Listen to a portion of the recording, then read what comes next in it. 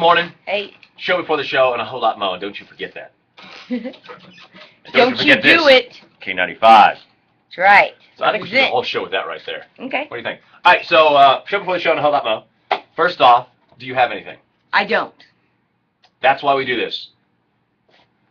You have to actually be in the shot. Even though that big thing's there. So a 17-year-old kid saved a drowning dog. Why we do this. What? That's why we do this. Keep going. It's a drowning dog. Yeah. Never pet a burning dog. No, never pet a burning dog. That's always my one rule in life. But a 17-year-old kid, a lifeguard, actually saved a drowning dog, and then another guy who jumped in to save it. This guy's a lifeguard at this lake and in Massachusetts. And on Saturday, he saw one of the guests' dog at this resort swimming out in the lake. He's like a half mile out from shore. And the kid's like, oh my gosh, this dog's never going to make it. So he grabs a canoe, and he starts canoeing out to rescue this dog. And he gets out there because this dog at this point is like, oh, I can't swim. And so he gets out there and he like tries to pull the dog on to the canoe. Dog bites him a couple times because the dog doesn't know what's going on. He does get the dog in. The dog's very happy at that point. But then another boater had actually jumped in the water, the 60-year-old guy, to save the dog as well. And now the 60-year-old guy who didn't quite make it to the dog is now drowning himself. So the lifeguard, who has now paddled out to rescue a dog, now has to turn around and rescue the 60-year-old guy. Oh my gosh, that guy is going to be tired after work. So all three of them are fine. That's probably the most he ever worked. Life is good. Do you feel like you have a big K95 in front of your head?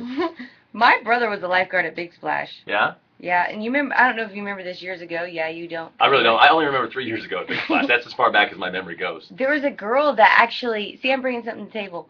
There was a girl that actually fell off the Silver Bullet. Yeah? And my brother was there. It was an after party there. So that's my story.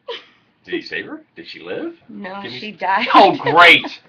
I think she did. That's a great story. That's like you going, so I'm babysitting my brother's house. I'm house sitting because the dog Shotzi is going to die this week. You know what I think? Your brother had you stay at the house so you could bury the dog. No, I think that dog is perfectly fine, and my brother, like, just doesn't, I don't know. I think that dog's fine. He was running around playing with Charlie yesterday. Well, my dog Casey was perfectly fine, and then one day. Oh, really? Yeah, but she wasn't ill or anything before that. She's like, Shotzi's like 13. Yeah, Casey was only 10. Mm. So did he say that Shotzi was like on death's door, Matt? Or yeah. Just always they've given me instruction on what to do. Do not resuscitate orders? Yeah. Like, what did they say? They said, take that dog. They said, call the vet.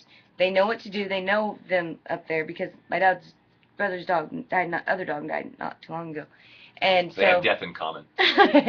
So they know that Shotzi's kind of on his last limb. So the vet's expecting a phone call in the middle of the night. Right. From you. Right. Okay. So. And that's all your instruction is? Basically, Mom said call her. So you'll call the vet, and the vet will be like, well, bring him. Bring him, and then did you say what to bring him in? Do you have a plan? How big's Shotzi? Shotzi's a miniature schnauzer. So you can't put him like in a Walmart grocery bag. We'll go Shotzi this big. Okay. Yeah. It's about as big as this microphone thingy here. Oh, way bigger. Yeah. Like double microphone. Okay, double microphone. Yeah. So we really won't fit in a Walmart grocery bag. Maybe one of those big Target bags. You know the big ones? They're like this big? Yeah. You can put them in there. Totally. I can't believe we're planning this. Well, you have to have a plan. Haven't you heard the commercials for the funeral homes where they pre-plan so that when you die, your loved ones aren't stressed? So pre-plan. Shotzi can't pre-plan as much, so if you can pre-plan as much as you can, it'll be better for you and Shotzi. Well, Shotzi won't care, but it'll be better for you in the end. Ah! I mean, do you want to have like a box to put them in, and you got a snow shovel, and you just kind of push them into? I think I would need to call a priest and have him do the last rites. Well, have you have a priest on call? I call Brother Pirtle. Call Brother Pirtle up. All right. Anyways, that's enough. Hopefully, Shotzi doesn't die before Brother comes back, because that would just bite. Then we'll have to kill the other brother. Die. I really do. I do too. That's the worst. We killed a raccoon the other day. Yeah, I forgot about doing that on the way, man. All right, we gotta go. Bye.